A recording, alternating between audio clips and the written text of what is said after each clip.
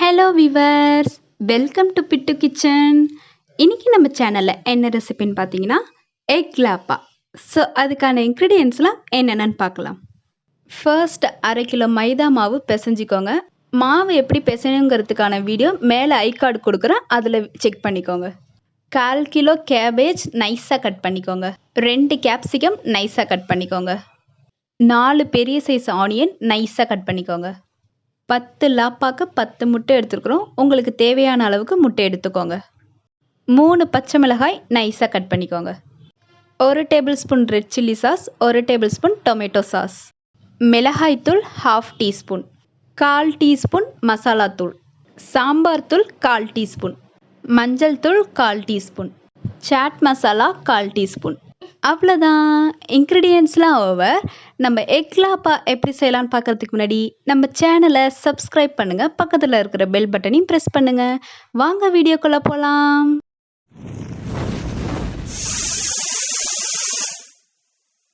First ஒரு கடாயில் 3 கரண்டி ஆயில் ஆட் பண்ணிக்கோங்க.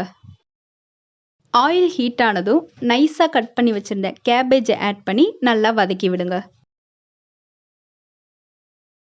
கேபேஜ் ஓரளவு வதக்கி விட்டுட்டு கட் பண்ணி வச்சுருக்கிற கேப்சிகம் ஆட் பண்ணி நல்லா வதக்கி விடுங்க. இப்போது 1 tablespoon red chilli sauce, 1 tablespoon tomato sauce add பண்ணி லைட்டாக வதக்கி விடுங்க. ஓகே, இது நல்லா வதக்கியாச்சு. இப்போ நம்ம லாப்பாக்கான ஸ்டஃபிங் எப்படி பண்ணலான்னு பார்க்கலாம். ஃபர்ஸ்ட் ஒரு கப்பில் ஒரு முட்டையை உடச்சி ஊற்றிக்கோங்க. இப்போது கொஞ்சமாக கட் பண்ணி வச்சுருந்த வெங்காயத்தை சேர்த்துக்கோங்க. இப்போது கட் பண்ணி வச்சுருந்த பச்சை மிளகாலேருந்து கொஞ்சமாக எடுத்துக்கோங்க. 1/2 டீஸ்பூன் மிளகாய்த்தூள், 1/4 டீஸ்பூன் மசாலா தூள், 1/4 டீஸ்பூன் சாம்பார் தூள், உப்பு தேவையான அளவுக்கு சேர்த்துட்டு 1/4 டீஸ்பூன் மஞ்சள் தூள் சேர்த்துக்கோங்க. இப்போது நம்ம ஆல்ரெடி செஞ்சு வச்சுருந்த ஸ்டஃபிங்கை இதில் சேர்த்துக்கோங்க. இப்போது இதை நல்லா பீட் பண்ணி விட்டுக்கோங்க. இப்போ நம்ம பிசைஞ்சு வச்சுருந்த மாவு எடுத்து நல்லா மெல்லிசாக திரட்டிக்கோங்க. அது நல்லா மெல்லிசாக திரட்டினதும் அது தோசைக்கல்லில் போட்டுட்டு நம்ம செஞ்சு வச்சுருக்க ஸ்டஃபிங்கை இதில் சேர்த்துக்கோங்க. ஸ்டஃபிங்கை சேர்த்ததுக்கப்புறம் இது 4 சைடும் க்ளோஸ் பண்ணி விட்டுருங்க. இப்போது இது நல்லா வெந்ததுக்கப்புறம் திருப்பி விட்டுருக்கோங்க.